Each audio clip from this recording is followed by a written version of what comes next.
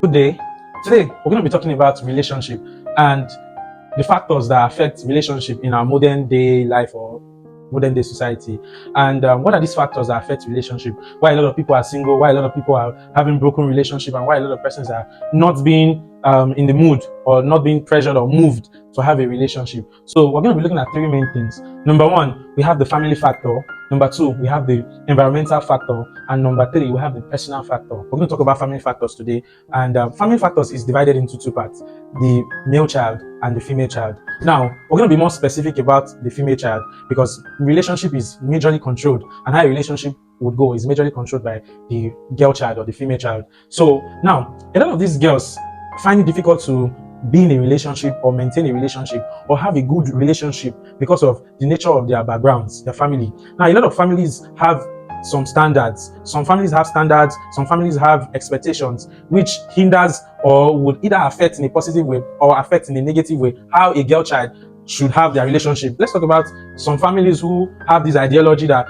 you must not marry a poor person, or some families who tell their daughters you will not settle for less. These persons forgetting that the kind of family system they have already are from the poor, or their family literally are poor, but they will pressure their daughter, says you must settle for a man who is very, very wealthy, you must settle for a guy who is so wealthy, this and that. But forget that in life some persons tend to be rich at first, and at the end of the day they become poor because due to one or two losses. While some persons, they are poor today, but because of hard work and consistency they become rich over time. Now, telling a girl that they have to marry a rich man, marry a rich this, date a rich that. Now we see these girls outside and we say they are gold diggers. We see them outside and we call them all sort of names that this, but forgetting that there is something they call family background, the kind of pressure or the kind of knowledge that has been passed to them, the advice that the parents has given to them over time while these children were growing up, irrespective of the tribe they are from. So these things has influenced a lot of ladies that they cannot date a trying man, they cannot settle for a man who is hardworking and upcoming. So whenever you see them chasing after rich men, allergies, after big businessmen and all that, and you see them always, no matter how these businessmen treat them, no matter how they are being toyed,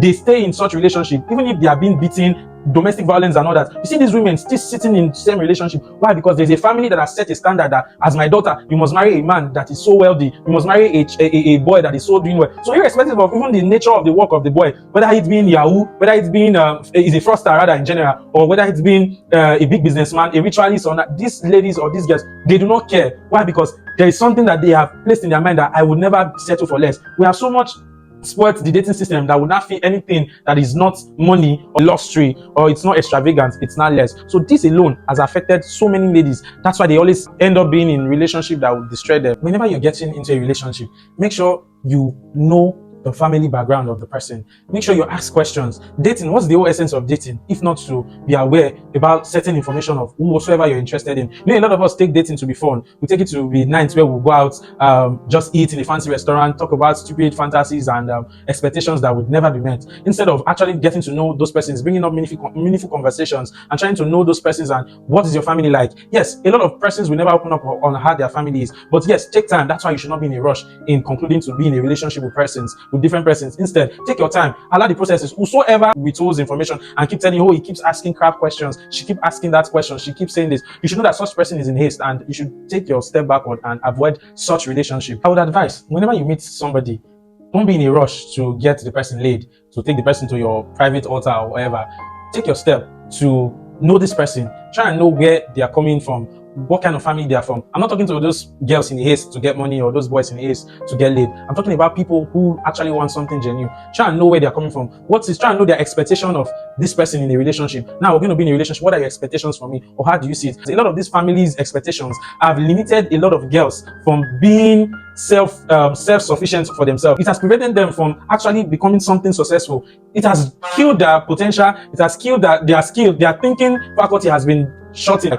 They not feel like a man is their way to success. A lot of these girls now feel that without men they cannot be successful, that their family will never leave those poverty stage, their family will keep suffering. So these girls would never settle for a person who is less than a man with our so much standard of society that when the guy is not fluctuating his wealth, this and that, we don't call him more of a man. So please, parents out there, stop putting a lot of standards in your children. Stop expecting a lot of standards from your children. Stop giving them a lot of high hopes out there, because majority of us never developed ourselves, and we take it upon ourselves to punish our children by telling them they will not settle for this, they will not settle for that, which now make them go out there and start feeding or leeching on people, which when those people get tired of them, they become abusive or they drive them.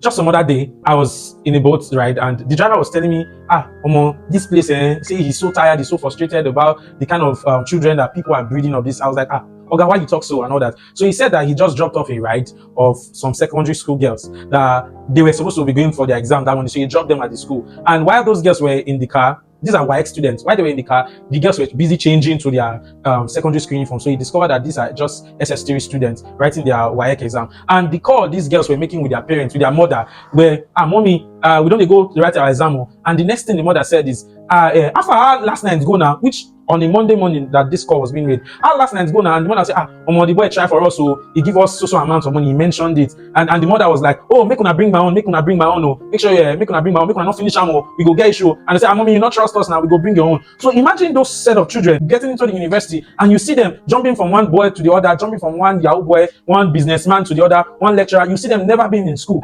This thing alone will prevent them from actually facing their education. These people would never be productive. They can have that result that they bought by actually bribing a lecturer or blocking or there and there, but they will never have that skill. They will never have that knowledge which brought them to the school. Why? Because while they were there to learn, they were actually chasing a lot of dreams outside educational system. So imagine being trained by a mother who encouraged prostitution. Imagine being trained by a mother who tells you to go out there, who permits you to sell your body to guys, or who tells you that when you say, mommy, this man they told me, you'll be like, that man they told you, no problem, give a get money, Abi. The moment you say it, we have so much destroyed our culture, we have so much destroyed our standard of living that we tag anything successful to money, irrespective of the kind of money or where those money is coming from. We encourage them, dating now, date that, without checking the backgrounds of where this boy is from or where this man is from. Now we talk about a lot of things. I'll give you an instance. We watch a lot in the Nollywood movies where a guy will be courting a girl for a long time, and you will just see a man or a guy who left the society for a long time coming up and pulling out in those V-boots, old Mercedes Benz, and you see the girl, when she get home, her parents will be like, Maduka is back, I want you to marry Maduka. So a lot of these girls end up entering home of bondage,